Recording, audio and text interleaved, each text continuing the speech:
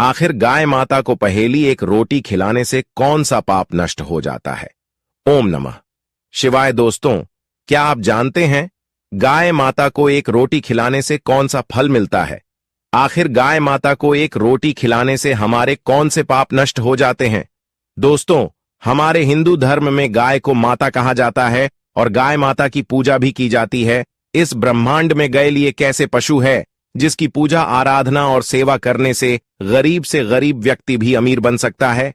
गाय की पूजा करने से समस्त मनोकामनाएं तुरंत पूर्ण हो जाती हैं। दोस्तों, गाय माता के शरीर में कई कोटि देवी देवताओं का वास होता है।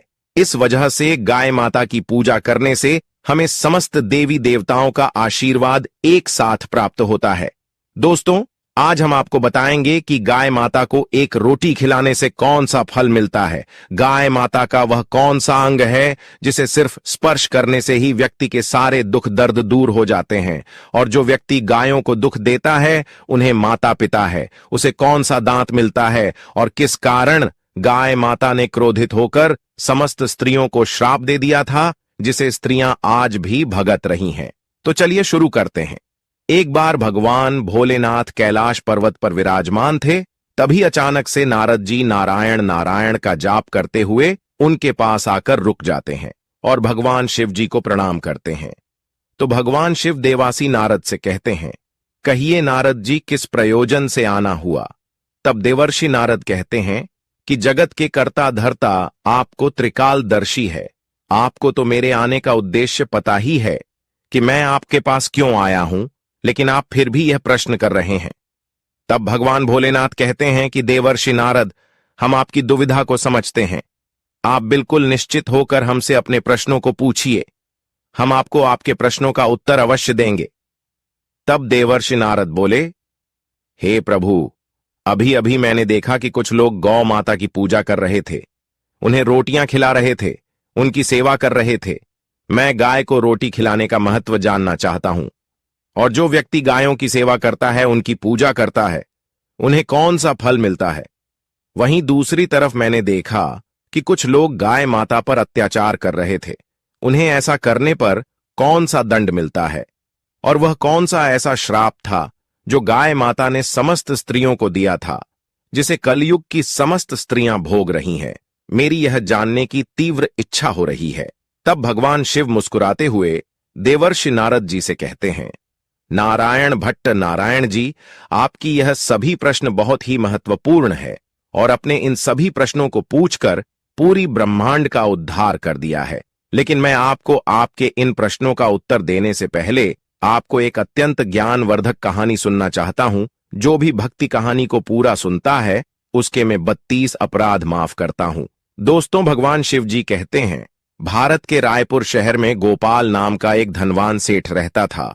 वह प्रतिदिन ईश्वर की पूजा आराधना करता था। उसके जीवन में कोई दुख दर्द नहीं था। वह सुखपूर्वक अपने जीवन का निर्वहन कर रहा था। लेकिन कहते हैं ना कि बिना सुख और दुख का मनुष्य बिना जल के मछली के समान होता है। इसलिए मनुष्यों के जीवन में सुख के साथ दुख का आगमन होना ही चाहिए। उसे सेठ के साथ भी ऐसा ही कुछ हुआ था। उसके जीवन में सिर्फ एक ही दुख था कि उसको अभी तक संतान प्राप्ति का सुख नहीं मिला था। इस वजह से वह बहुत ही दुखी रहता था। उसने अपनी पत्नी को न जाने कितने वेदों और हकीम को दिखा दिया था, लेकिन उसे संतान की प्राप्ति नहीं हो रही थी। एक दिन गोपाल अपने किसी कार्य से किसी नगर की तरफ जा रहा था। तब उसने देखा कि एक तपस्वी महात्मा जी अपनी साधना में ली है। तब वह गोपाल महात्मा जी के पास रुक जाता है। कुछ देर ऐसे ही बैठने के बाद तपस्वी महात्मा जी अपनी आंखें खोलते हैं। तो वह गोपाल और महात्मा जी से कहता है कि मित्र, मैं अपने जीवन से बहुत ही परेशान हूं, कृपया आप मुझे इसका से निजात दिलाए। तब भी महात्मा जी उसे गोपाल नाम के से कहते हैं कि वह तुझे किस बात का कष्ट है? लगता नहीं है कि तुझे कोई कष्ट भी होगा। फिर गोपाल बड़े ही दुखी भाव से कहता है, मेरा कष्ट है कि मेरे विवाह को कई वर्ष हो चुके हैं, लेकिन अभी तक मुझे संतान की प्राप्ति नहीं हुई है। कृपया आप मुझे यह बताने का कष्ट करें कि मुझे संतान की प्राप्ति क्यों नहीं हो रही है, और आप कृपया करके मुझे संतान प्राप्ति का उपाय भी बताएं, जिसे करने के बाद मुझे संतान का सुख मिल सके। तब भी महात्मा जी अपनी अंतर्मन की शक्ति से उसे गोपाल नाम के सेठ के जीवन में घटित सभी घटनाओं को देख लेते हैं और क्रोध में उसे कहते हैं, अरे मूर्ख मानव, तूने घोर पाप किया है, क्या तुझे याद नहीं? एक बार जब तू किसी नजर को जा रहा था, तब एक वृक्ष के नीचे एक गाय अपने बछड़े के पास भूख प्यास से तड़प रही थी। तब तक भोलेनाथ को उसे गाय को भोजन करवाया और ना ही तूने उसे गाय को प्रणाम किया था। उसे गाय ने तुझे सहायता भी मांगी थी, लेकिन तूने उसे गाय माता की पुकार को सुनकर भी नजरअंदाज कर दिया था और तेरी इसी उद्यमिता को देखकर उसे गाय ने तुझे संतान न होने का श्राप दे दिया था। यह मानव जो भी व्यक्ति गाय माता को कष्ट में देखकर उनकी सहायता नहीं करता है, उसे व्यक्ति को घोर पाप लगता है। दोस्तों, भगवान शिव देवासी नारद से कहते हैं कि देवर्षि नारद जी, इस प्रकार उन महात्मा जी ने उसे गोपाल नाम के सेठ को उसके पापों के बारे में बता दिया। तब वह सेठ रोते हुए कहता है कि भगवान, मुझे इतना बड़ा पाप कैसे हो गया? मुझे अपने आप से गिरना हो रही है। मेरी वजह से उसे गई और उसके बछड़े को इतना दुख सहना पड़ा। फिर वह गोपाल नाम का सेठ उन महात्मा जी से कहता है कि गुरुदेव, मैं अपने इस पाप का पक्ष करना चाहता हूं। मैं जानता हूं कि मेरा अपराध क्षमा योग्य नहीं है, लेकिन फिर भी मैं अपनी स्वतंत्रता का प्रायश्चित करना चाहता हूं। कृपया करके आप मुझे इसका कोई उपाय बताएं जिसे करने के बाद मुझे मेरे पापों से मुक्ति मिल सके। फिर मैं महात्मा जी उसे गोपाल नाम के सेठ से कहते हैं कि गोपाल, तुम दुखी मत हो। इसका उपाय यह है कि तुम मेरे आश्रम के समीप रहने वाली कालिंदी नाम की गाय की सेवा करो, उसकी पूजा आराधना करो। वह तुमको अवश्य ही पुत्र का आशीर्वाद देंगे। फिर वे महात्मा जी गोपाल को एक मंत्र जाप करने के लिए कहते हैं और कहते हैं कि तुम्हें इस मंत्र का जाप करना है। अगर पहले ही बार मंत्र का जाप करने से वह कालिंदी नाम की गाय तुम्हारे पास आ जाती है, तो तुम्हें पुत्र की प्राप्ति अवश्य होगी। और अगर वह गाय किसी वजह से तुम्हारे पास नहीं आती है, तो अवश्य ही तुझे पृथ्वी की सारी गाय माताएं रुष्ट हो गई हैं। तब वह सेठ उसे मंत्र का जाप करने लगता है। उसके पहली बार ही मंत्र का जाप करते ही वह कालिंदी नाम की गाय उसे आश्रम में उसे गोपाल नाम के सेठ के पास आने लगती है। उसे गाय को आता देखकर वे महात्मा जी बोले कि वक्त तो देख, तेरे केवल एक बार ही मंत्र का जाप करने से यह कालिंदी नाम की गाय स्वयं चलकर तुम्हारे पास आ रही है। तू बहुत ही भाग्यशाली है। यह गाय निश्चित ही तेरे सभी दुखों को दूर कर देगी। तू इस कालिंदी नाम की गाय को वन में चलकर इसकी सेवा करना, जंगल में रहने वाले हिंसक पशुओं से इसकी रक्षा करना और अपनी पत्नी से भी कह देना कि वह भी इस कालिंदी नाम की गाय की सेवा करें, इसकी पूजा आराधना करें, जिससे प्रसन्न होकर यह गाय तुझे संतान प्राप्ति का आशीर्वाद प्रदान करें। फिर वह गोपालन महात्मा जी को प्रणाम करके उसे कालिंदी नाम की गाय को अपने साथ अपने घर ले जाता है और अपनी पत्नी से कहता है कि भाग्यवान, हमें संतान के लिए इस कालिंदी नाम की गाय की सेवा करनी है। दोस्तों, भगवान शिव देवासी नारद जी से आगे बताते हैं कि उसके दूसरे दिन सुबह होते ही उसे भोपाल सेठ की पत्नी उसे गाय की पूजा करती है, उसे कुछ रोटियां खिलाती है। फिर वह सिर्फ उसे गाय को चराने के लिए वन में लेकर चला जाता है और उसे वन में पहुंचकर बस से उसे गाय को हरी हरी घास खिलाने लगता है। और जब वह कालिंदी नाम की गाय किसी वृक्ष के नीचे विश्राम करने के लिए बैठे हैं, तो वह सेठ भी उसके साथ बैठ जाता है और विश्राम करने लगता है। फिर वह गोपाल नाम का सेज उसे गाय के शरीर पर बैठी हुई मच्छर मक्खियों को हटाने लगता है और अपने हाथों से उसके मस्तक को सहलाने लगता है। इस प्रकार से उसे सेठ को उसे गाय की सेवा करते हुए जब शाम हो जाती है, तो गोपाल उसे गाय के साथ अपने घर लौट आता है। घर पहुंचते ही वह गए जब अपनी पूंछ से धूल उड़ती है, तो गोपाल का घर पवित्र हो जाता है और उसके सभी पाप नष्ट हो जाते हैं। शेर गोपाल की पत्नी उसकी विधि पूर्वक पूजा आराधना करती है और उसके चरणों में कई बार मस्तक झुकती है। फिर उसे कालिंदी नाम की गाय से प्रार्थना करती है और हाथ जोड़कर वह उसके आगे खड़ी हो जाती है। फिर वह गए उसे भोपाल सेठ की पत्नी की पूजा को स्वीकार कर लेती है और गोपाल की पत्नी पर अपनी दृष्टि डालकर उसके सभी दोस्त समाप्त कर देती है। गाय की दृष्टि पड़ते ही उसे सेठ की पत्नी पवित्र हो जाती है। इस प्रकार से उसे गोपाल सेठ को उसे कालिंदी नाम की गाय की सेवा करते हुए 28 दिन बीत जाते हैं। फिर 29वें दिन जब भोपाल उसे गाय को लेकर वन में चला जाता है और उसे वन में पहुंचकर वह गए वन के बीच में चली जाती है, जहां पर कई सारे पेड़ पौधे, झाड़ियां और बड़ी बड़ी घास थी। पीछे छिपकर घास करने लगती है। इतने में ही एक शेर पीछे से आकर उसे कालिंदी नाम की गाय को बलपूर्वक दबोच लेता है। गोपाल को शहर के आने की आहट तक नहीं होती है। उसे शेर की कसकर दबोचा होने के कारण वह कालिंदी गाय दर्द भरे स्वर में जोर से बोलने लगती है कि सेठ मेरी रक्षा करो, सेठ मेरी रक्षा करो।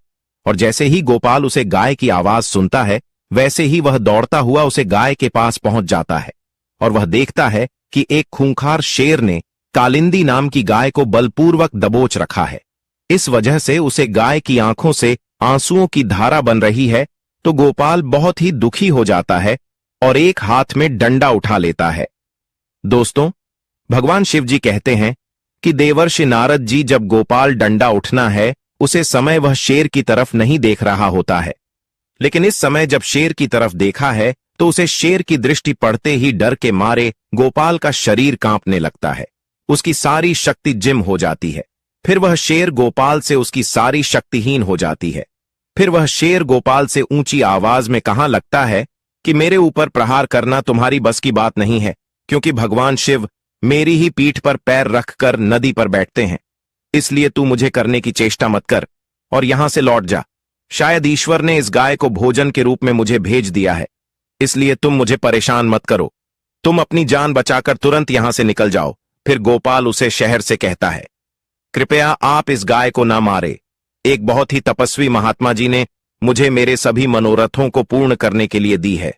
कृपया आप इसकी हत्या न करें, क्योंकि इसकी हत्या करने पर तुम्हें मां बाप लगेगा और इसका एक छोटा बछड़ा भी है जो घर पर रिश्ता इंतजार कर रहा है। महात्मा जी ने मुझे इस गाय की रक्षा और सेवा करने का आदेश दिया है। मैं इस गाय को छोड़कर नहीं जा सकता। तुम भगवान शिव के सेवक हो, इसलिए तुम्हारे हाथ से इस गाय को छुड़ाया मेरे लिए संभव है। इसलिए ही मृगराज, मेरी आपसे विनती है कि आप इस गाय को छोड़ दीजिए। इसके बदले में मैं आपको अपना पूरा शरीर समर्पित करता हूं। आप मुझे खाकर अपनी भूख शांत कर लीजिए। इससे उन महात्मा जी के आदेश का पालन भी हो जाएगा, मेरे द्वारा गाय की रक्षा भी हो जाएगी। साथ ही साथ गाय माता की रक्षा के लिए प्राण त्यागने से मुझे स्वर्ग की प्राप्ति हो जाएगी। इतना कहकर गोपाल उसे शहर के सामने हाथ जोड़कर और आंखें बंद करके बैठ जाता है। फिर अचानक से गोपाल के कानों में एक स्वर सुनाई देने लगता है कि यह पुत्र पूछो, मैं तुम्हारी सेवा से बहुत ही प्रसन्न हूं। यह सुनकर गोपाल उठकर खड़ा हो जाता है और वह अपने सामने उसे गाय को देखा है और मन में सोते हुए कहता है, वह शेर कहीं दिखाई नहीं दे रहा है जिसने आपको बलपूर्वक दबोच रखा था। तब वह कालिंदी नाम की गाय गोपाल से खाने लगती है, पुत्र, मैं ही अपनी माया से शहर का रूप धारण कर लिया था। मैं तुम्हारी परीक्षा लेना चाहती थी। मैं देखना चाहती थी कि संकट पड़ने पर तुम अपने प्राण बचाते हो या फिर मेरे। यह मैं कैसे किया, यह तो यमराज भी नहीं जान सकते हैं, लेकिन तुम मेरी परीक्षा में सफल हो गए। तुम मेरे प्राणों की रक्षा के लिए अपने प्राण संकट में डालने के लिए तैयार हो गए थे, इसलिए मैं तुम पर बहुत प्रसन्न हूं। अब तुम कहो, तुम्हें कौन सा वरदान चाहिए? मैं अवश्य ही तुम्हारी मनोकामना को पूर्ण करूंगी।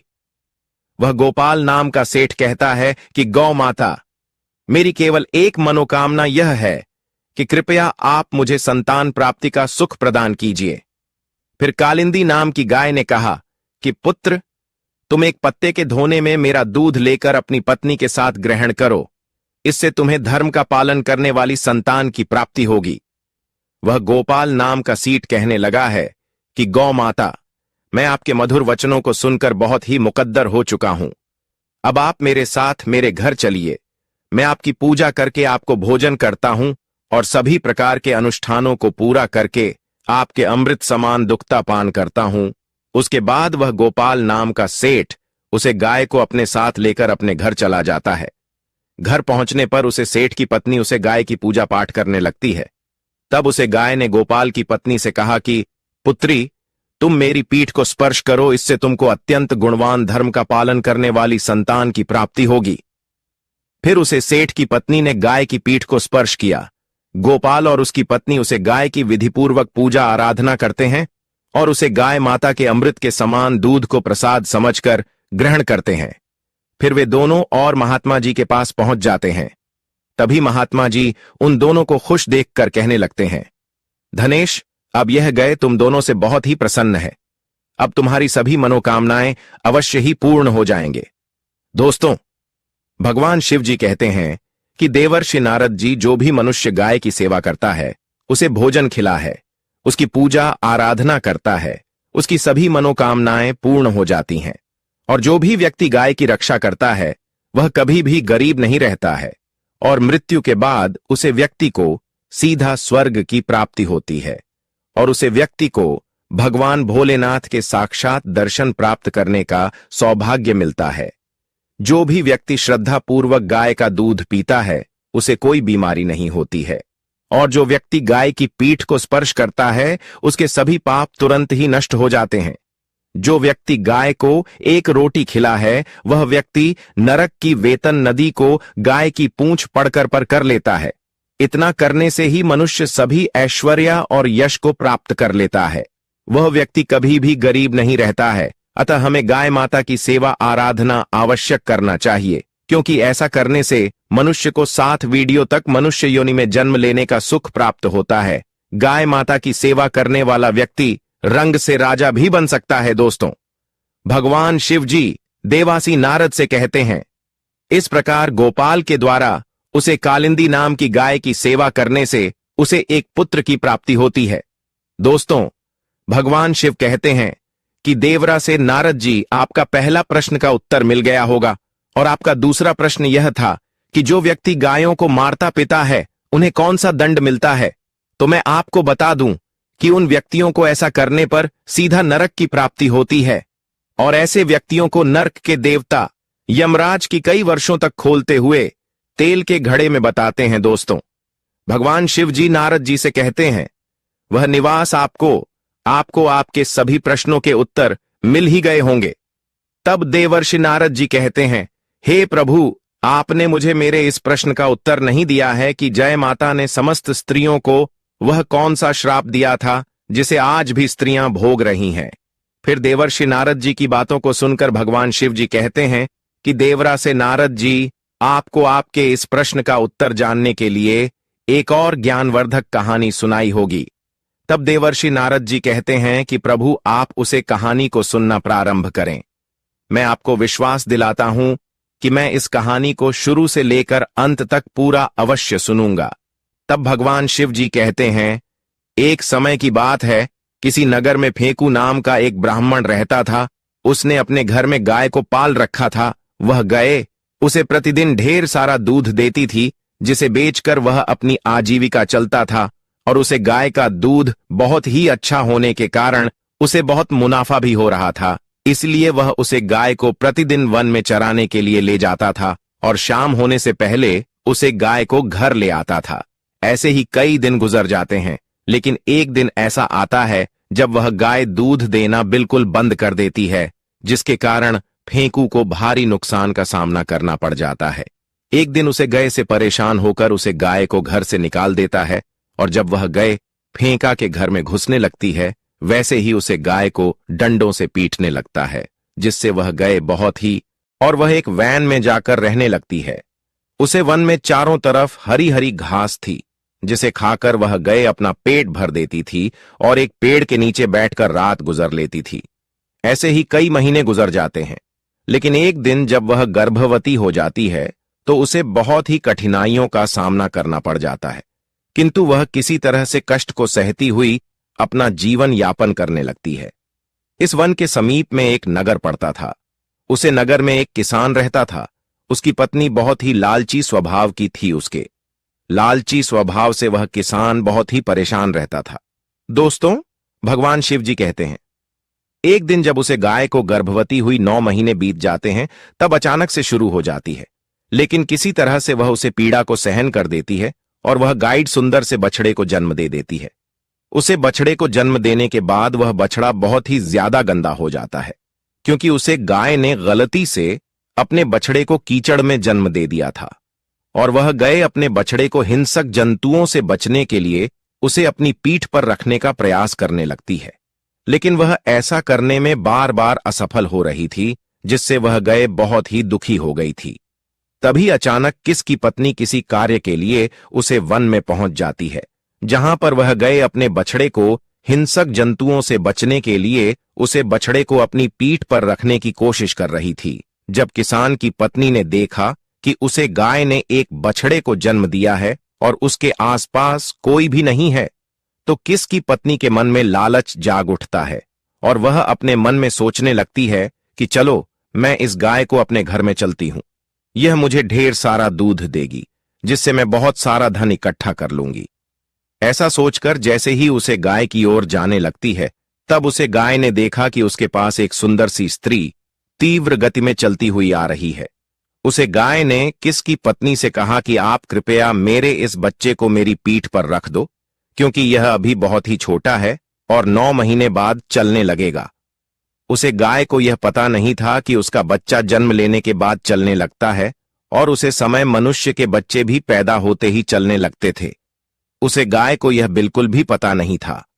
उसे गाय की बातों को सुनकर किसान की पत्नी को हंसी आ जाती है और वह हंसते हुए उसे गाय से बोली, अरे मूर्ख गाय, मैं तुम्हारे बच्चे को तुम्हारी पीठ पर क्यों रखो?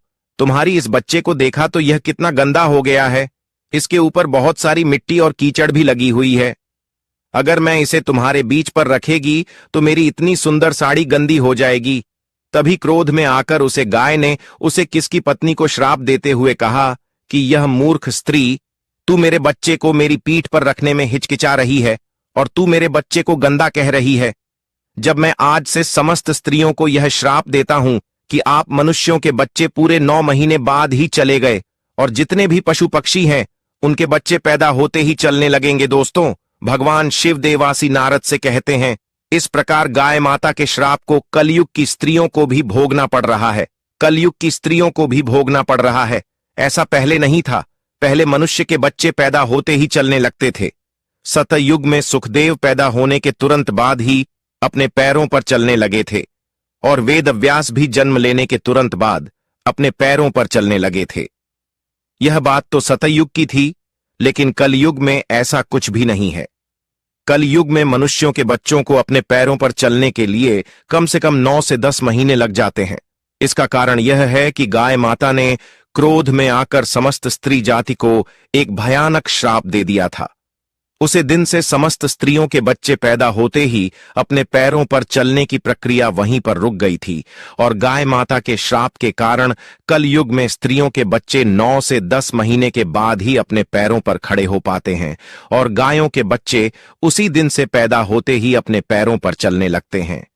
इसलिए किसी की आत्मा को तेज नहीं पहुंचना चाहिए, दूसरों के दुख में दुखी हो जाना चाहिए और दूसरों के काम आना चाहिए और साथ ही पशु पक्षियों की सहायता करनी चाहिए।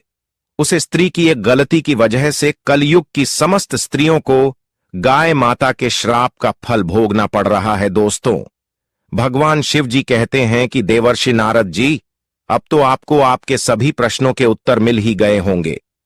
तब देवर्षि नारद जी कहते हैं कि यह प्रभु, अब मुझे मेरे सभी प्रश्नों के उत्तर मिल गए हैं और आपने मुझे बहुत ही महत्वपूर्ण ज्ञान दिया है। मैं आपको विश्वास दिलाता हूं कि मैं इस ज्ञान का विस्तार पूरे देवलोक में अवश्य करूंगा। जय श्री कृष्णा। दोस्तों, आपको यह कथा कैसी लगी, कृपया कमेंट करके जरूर बताएं। वीडियो पसंद आया हो तो लाइक करें और अपने दोस्तों के साथ शेयर करें और कमेंट बॉक्स में जय श्री कृष्णा लिखना ना भूलें। और ऐसे ही और भी बहुत सारी कहानियों को सुनने के लिए चैनल को सब्सक्राइब जरूर करें और हमारे चैनल अगर जानकारी अच्छी लगी हो तो प्लीज वीडियो को लाइक करें और हमारे चैनल धार्मिक कथा को सब्सक्राइब करें।